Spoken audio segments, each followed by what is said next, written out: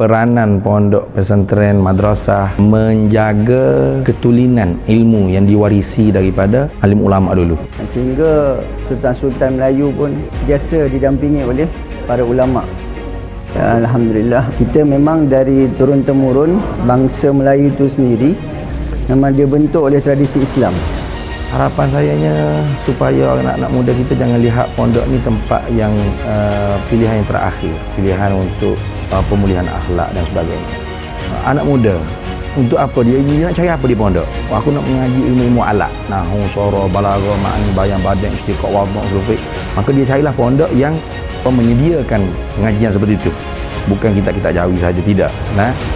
Suasana yang berlaku dalam pondok yang disebut komuniti tadi tu mewarnai ataupun memberi pengaruh kepada masyarakat kat luar, sehingga kalau ada apa-apa yang tak kena dapat ditegur. Dan pada zaman dulu kita lihat masyarakat semua sangat menghormati kata tuan guru. Benda itulah yang sekarang kita rasa agak berkurang, dan dengan usaha-usaha festival ni nak hidupkan kembalilah budaya tu.